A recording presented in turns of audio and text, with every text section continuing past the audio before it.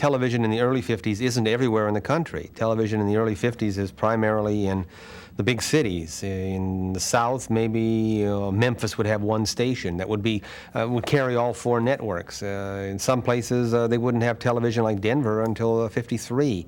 There was a freeze from 1949 to '52 where new stations were not allowed to open up. And as a result, throughout most of the early 50s, there were 108 stations in the whole country. And 7 in Los Angeles, 7 in New York, 4 in Chicago, and a few other cities with more than 2. But for the most part, the imagery that's coming across is, in the early 50s, a continuation of sort of the innocence, the storylines where good always wins out, storylines where love is triumphant, smaller versions of the themes that movies perhaps had communicated for decades earlier, but now in much more intense numbers, night after night, hour after hour. In some localities, by '51, 24-hour television is available, and soon by the end of the decade, indeed, 24-hour TV is in almost every market, and certainly in more than one station in most markets. This relentless barrage of good triumphant over evil, of the triumph of love, of material plenty, the commercials selling you products from automobiles to hula hoops to types of food, all suggesting that you're entitled to it, that you should treat yourself, that it's yours for the asking, for the paying, for the down payment. All of it to suggest that this was a country of great wealth, of material plenty, and that you can participate in it.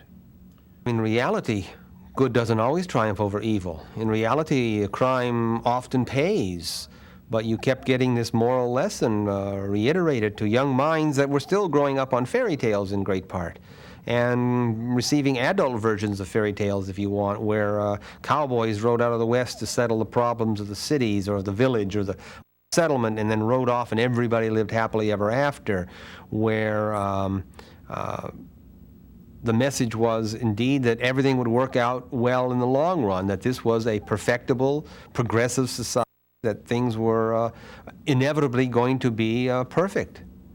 I think, that living also in the affluence and hearing stories in reality from their parents who went through World War II, who went through the Depression, the automobile, the allowance, the leisure time, all of this is part of the new lifestyle. And parents quite frequently reminded their kids that I never had that when I was growing up, and in some way tried to make the child feel indebted to the parent and guilty perhaps for having such a mammon relative to what the parent went through.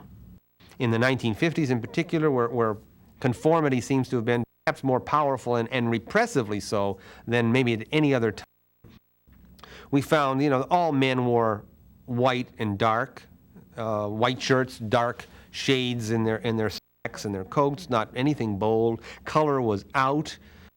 Pinstripes, very slight, would be accepted, but nothing flashy, no colored shirts, sort of maybe a pale blue. Hair was cut short, and to make sure that it stayed in place, greasy oil was applied, and it stayed rigidly so. Women were formed by staying at home and raising the babies of the baby boom, and perhaps not going to work unless it was absolutely necessary, and feeling a little guilty perhaps for even stepping out of line and breaking the what was expected of them.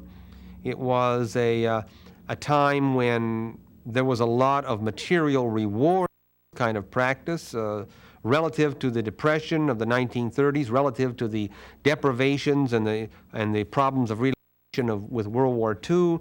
These were extremely rich times for most white middle-class people. Nobody wanted to rock the boat, and indeed the last thing you want to do would be to challenge the system that made life so relatively comfortable for you relative to what your parents perhaps had gone through.